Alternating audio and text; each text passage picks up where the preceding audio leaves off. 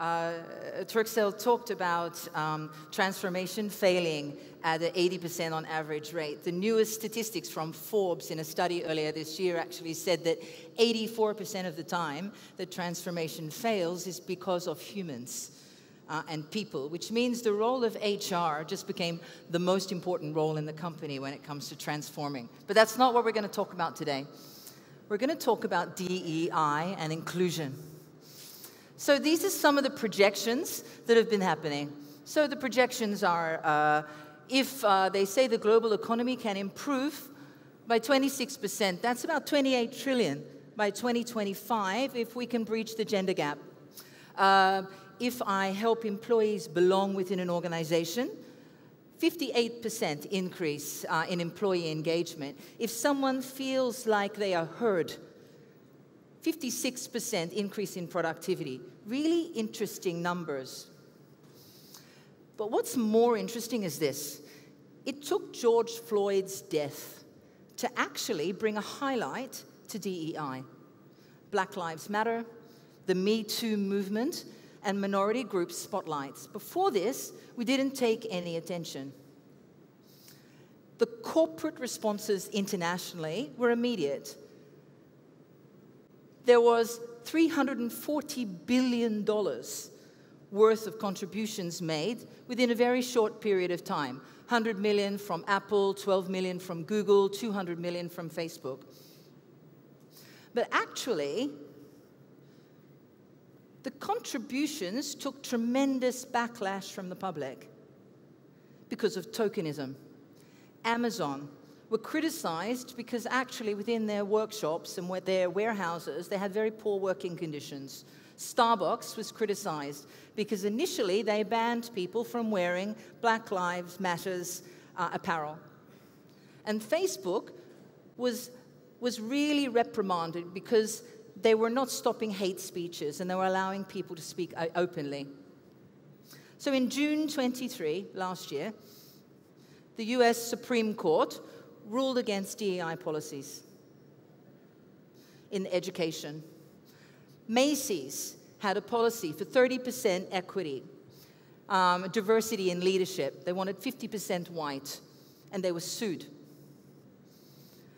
Pfizer dropped their racial-based eligibility requirements for their leadership programs, and the lawsuit was dropped, but it's being appealed.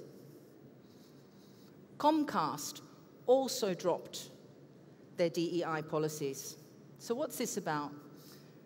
Many, many, many more lawsuits have occurred.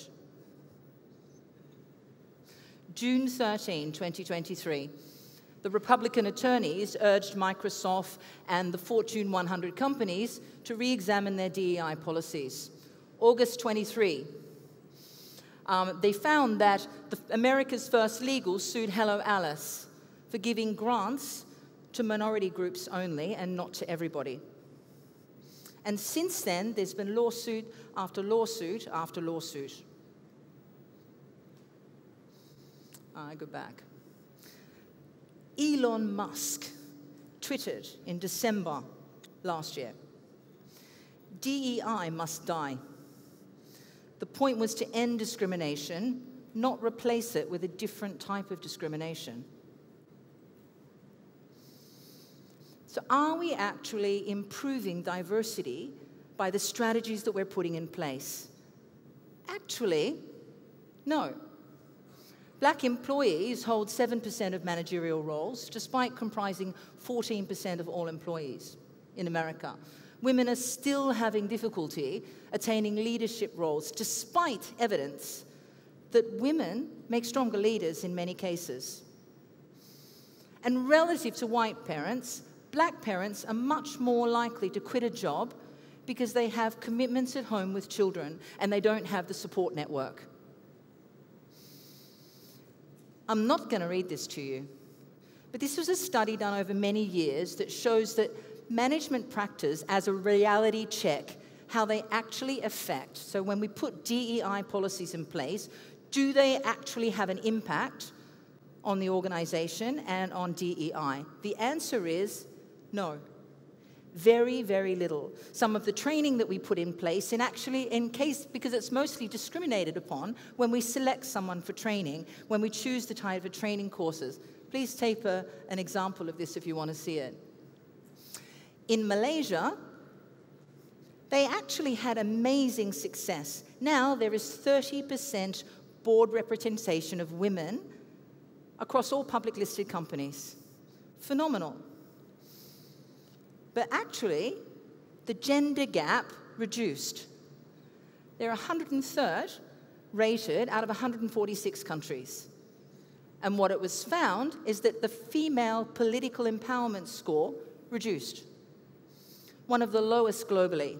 And what it indicated was while women had a position on the board, they didn't have a say. I might be acknowledged as being a woman, but actually, if I'm a token woman that's been put into place, if it's tokenism, if I'm there because of a quota, it's not recognized. So how do we become equitable? How do we become diverse? How do we become inclusive? Because we know it's incredibly important. We saw the numbers at the beginning. So I'll ask you another question. What makes you Turkish? Is it the food you eat? Is it the color of your skin? Is it the color of your hair? I mean, I walk down the street. I thought I would look like everyone else, but everyone sees a mile away that I'm not Turkish. Is it my mannerisms? What is it? If I'm born overseas and I'm Turkish, does that make me Turkish or not? If I speak and I behave and I fit the mold of someone from Turkey, does it make me Turkish? Even if my color and my face and my location does not fit the norm. We fit in because of culture. Our culture is what makes us uniquely who we are, the environment that we're in. And we demonstrate ability through skills. And actually, companies have started to do this. They've started to input a skills-based DEI strategy. Microsoft, 20% increase in innovation, 15% increase in employee satisfaction. Accenture, 30% increase in engagement, 25% increase in customer satisfaction. Procter & Gamble, 35% increase in productivity, 20% reduction in turnover rates by using a skill-based. So what is a skill-based strategy and what does it mean? It means you see me for my ability, not for my gender, not for my race, not for my color, not for my sexual orientation. You see me. And when we allow people to be seen for our skills, and we give them position on boards, or we give them positions of power, we're actually able to reduce inequality and stop it. I won't go through this, I think we have time. So what does all of this have to do with artificial intelligence? Everybody's talking AI, AI, AI today. So I thought I'd show you this, and I love this chart. So right now, we are in narrow or weak AI. We're just moved into general or generative AI I hear talking about today. So in ANI, or machine learning, we have Siri, we have Alexa, and we have bots. And what it is rule-based AI. So I have a set of rules, and I'm able to determine what we have. So I can say, these are the rules, and AI will take from those rules and will create automation. When I get to AGI, or machine intelligence, which is where ChatGPT is the beginning of. So we are right here in 2024. So ChatGPT is still using existing data. It's not yet conscious. It's not able to learn from itself. So it uses what's existing right now. And then we get, of course, to the very top, which is humanity at risk, which is machine consciousness, which they're predicting is about just after 2040, we will hit machine consciousness. And why is this important? Because artificial intelligence today already has the ability to help us with DEI. It already has the ability to be able to help us to look at human beings in HR as individuals for their skill and not for their race or their gender or their sexual preference. or for their disability or ability, for their neurodivergence as well. So now we can take individuals, we can anonymize the data, and we can bring it in to evaluate their skills, to look at how we match them to a role and how we identify a skill gap, and we can plug learning in as well. Really easily plug learning in. And it looks like this. If I no longer look at people as what they are on a CV, but I look at a core person's profile, who they are, what is their behavior, what is their psychometrics, I look at how their cognitive capability is, and then I match that to what is the success in a role. Do I really understand for a marketing manager what success looks like? What do I need to succeed as a marketing? What about in your organization? What is the performance data that creates the best, most competent marketing manager? Guess what? AI can capture that data. And here's the cultural fit. AI can also capture the cultural framework of your organization, and not just the organization, departments within your organizations, the culture of an organization, the culture of a company. And that's super powerful. Nestlé did a study that said of their attrition rate, the majority of the reason that people left was because of a misalignment with culture, a misalignment with the organization and not the role. So what we recommend is a balance. When you're automating artificial intelligence, bring it in. Bring it in, but automate all the early stages of recruitment, all the early stages of automation, but use humans at the end. You need to balance between human decision-making and use artificial intelligence to feed humans data in a faster, better, more effective way. So let's look at how it can improve. So now, in 1 second, I can compare different people within an organization. I can see what to look out for, what's their strengths, what are the red flags with regard to this person, and I can compare them instantly in a way that a human never could. I can look at their skills and have a percentage of how that person matches the organization. I can even look at it as a matrix. So when I look at the matrix, I can see what are the individual's actual skill capability. By the way, I don't care, are you a woman, are you a man? Have you not decided? If you're neurodivergent, that does not mean you're unemployable. What if your skill is something so amazing that you could utilize within the organization? And we could identify that and capture it. Here, we can rank individuals within a very short period of time. We have one customer in Indonesia that has a single job that had 26,000 applications. If an HR person had to look through 26,000 CVs, even at 1 minute a CV, it will cost you 18 days. AI did it in 3 seconds. You can also use generative AI now to give you a summary of how fit an individual is to match a role and the skills within a role. Again, not caring what the person's sexual orientation is, what their gender is.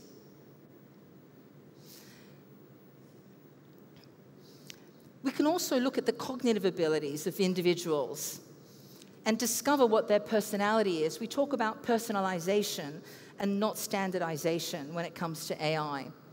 And we can predict cultural alignment up front.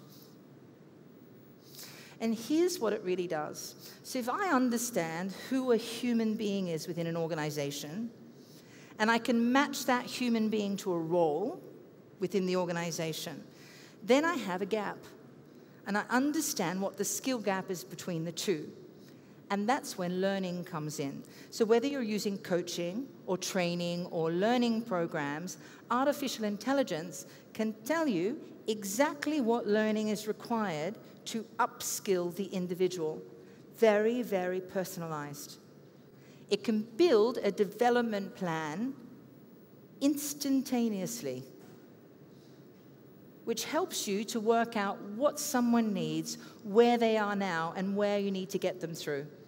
So we're seeing organizations globally starting to run their assessments across the entire organization to build it out. This is a sample of a development plan. And even personalized career pathing, and not the career path that you think is the best one, but the career path that can run across the organization that is standard and also a possible projection.